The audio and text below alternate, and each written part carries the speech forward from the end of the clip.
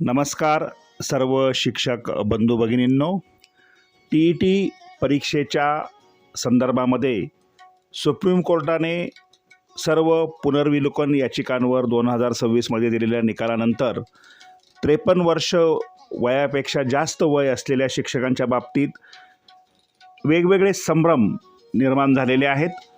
आजच्या या व्हिडिओच्या माध्यमातून 53 वर्ष वयापेक्षा जास्त वय असलेल्या शिक्षकांच्या बाबतीत नेमका काय निर्णय झालेला आहे, प्रमोशन तसेच वरिष्ठ व निवड श्रेणीसाठी नेमकं काय होणार आहे याचं परिपूर्ण मार्गदर्शन आपण अभ्यासणार आहोत.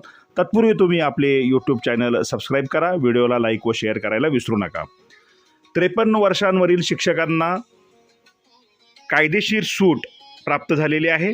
कोर्टाच्या निर्णयानुसार 53 वर्ष वयापेक्षा जास्त वयाच्या शिक्षकांना TET परीक्षेतून सूट देण्यात आलेली आहे आणि या वर्गातल्या सर्व शिक्षकांना नोकरीसाठी संरक्षण देऊन यांची नोकरी धोक्यात येणार नाही, हे आपण लक्षात घ्या.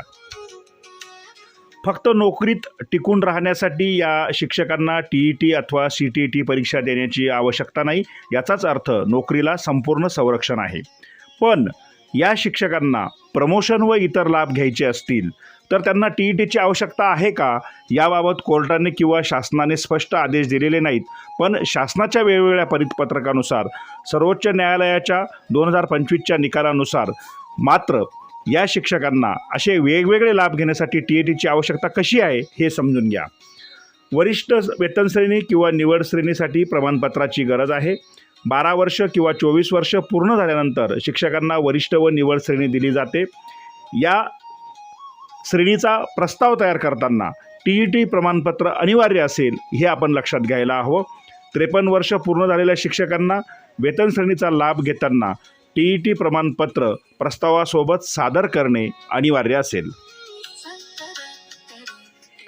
आता पदोन्नती किंवा प्रमोशन्स यासाठी 53 वर्ष वयापेक्षा जास्त वयाच्या शिक्षकांना कसं फेस करावं लागेल हे लक्षात घ्या. मुख्याध्यापक पद. प्राथमिक किंवा माध्यमिक शाळेत मुख्याध्यापक होताना TET उत्तीर्ण असणे आवश्यक आहे. त्याशिवाय प्रमोशन दिलं जाणार नाही, हे आपण शिक्षण संचालनालय पुणे यांच्या पत्रानुसार स्पष्ट केलेलं आहे. केंद्रप्रमुख व शिक्षण विस्तार अधिकारी या अधिकारी पदांसाठी TET प्रमाणपत्र सादर करणे आवश्यक असेल. याचाच अर्थ कोणत्याही प्रकारच्या प्रमोशनसाठी TET प्रमाणपत्र असल्याशिवाय ते पद तुम्हाला मिळणार नाही. आता हे निर्णय कोणत्या आधारावर घेण्यात आलेले आहेत त्यासाठी आपण या ठिकाणी वाचू शकतो. सुप्रीम कोर्टाचा अंतिम निकाल 29 मे 2026. त्यानंतर कोर्टाने स्पष्ट केलेलं 5 वर्षपेक्षा कमी सर्व्हिस असलेल्या लोकांसाठीचा निर्णय आणि इतर सर्व गोष्टींचा विचार करता फक्त नोकरीची हमी आहे, पण वरिष्ठ श्रेणी, निवड श्रेणी आणि प्रमोशनसाठी TET आवश्यक. म्हणूनच सर्व शिक्षक मित्रांनो, बंधू भगिनींनो, वरिष्ठ वेतन श्रेणी, निवड श्रेणी, मुख्याध्यापकाचे प्रमोशन, केंद्रप्रमुखाचे प्रमोशन, विस्तार अधिकारी पदाचे प्रमोशन यासाठी तुम्हाला TET देणं गरजेचं आहे. त्यामुळे तुम्ही TET परीक्षेला नक्की सामोरे जा, यशस्वी व्हा आणि नोकरीत सन्मानाने टिका. धन्यवाद.